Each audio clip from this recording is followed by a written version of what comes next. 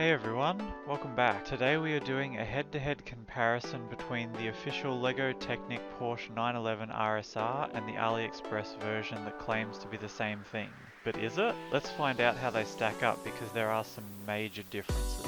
Let's start with the build experience because that's where you really feel the difference. The LEGO Porsche 911 RSR is a serious project. You get a 288-page manual with over 500 steps, and the whole process is carefully laid out. It's complex, but in a good way. Every step makes sense, every diagram is clear, and you can follow along without second guessing yourself. And when you're done, you don't just have a display piece. You've built a working model with suspension, steering that's linked to the wheel, and a fully functioning 6-cylinder boxer engine with moving pistons. It's challenging, but smooth and very rewarding to build. Now the AliExpress version was different.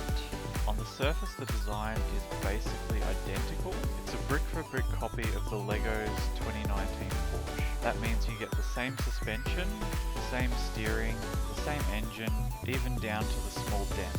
And honestly, when everything goes right, it feels like you're building the LEGO version, but the instructions are a whole other story.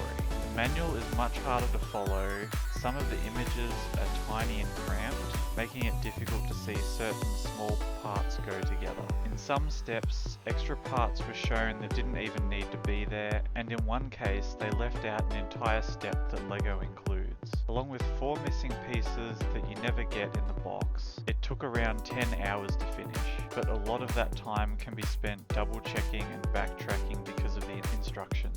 Now let's dive into brick quality, because this is where the two sets couldn't be more different. With LEGO, the quality is flawless. Every piece has the exact precision you'd expect. Pins, axles, and beams slide into place with the perfect amount of resistance. And once it's all locked together, the whole build feels solid.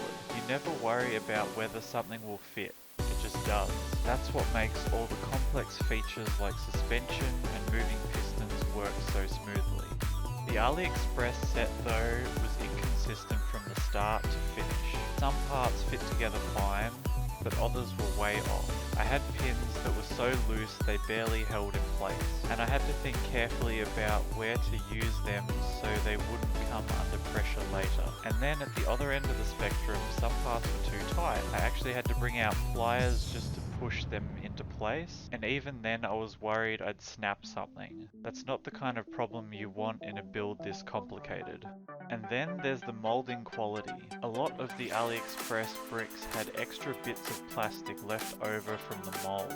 I had to trim them down with a multi-tool before I could even use the pieces. In some cases, those little imperfections completely stopped the part from fitting where it was supposed to. The lack of precision really matters in a build like this, because LEGO's instructions are designed around perfect tolerances. When the bricks aren't up to that standard, it causes real issues. For example, the rear wheels on the AliExpress version ended up wobbly, and when you spin them, they sometimes drag against other parts of the build. That's something you just don't see with LEGO. So even though the finished models look very similar, the actual building process is night and day.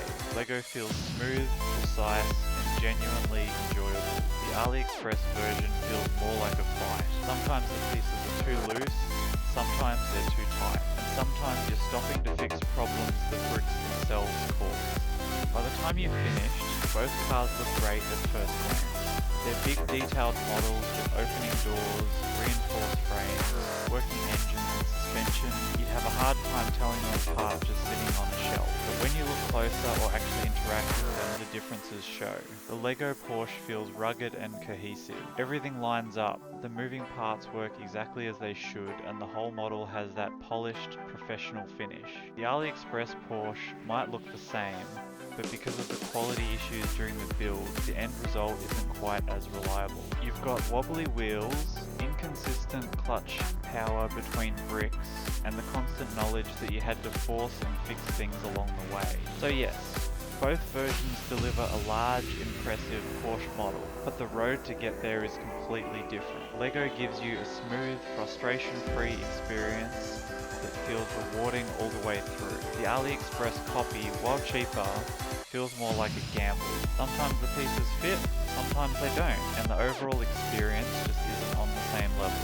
So, if you want a rewarding, precise build that's going to last, LEGO is the clear winner. If you want something that looks like the Porsche for a fraction of the price, the AliExpress set might work, but be ready for some frustration along the way.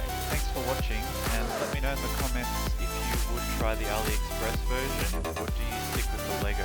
And if you want to see more videos like this, consider subscribing, and I'll see you in the next one.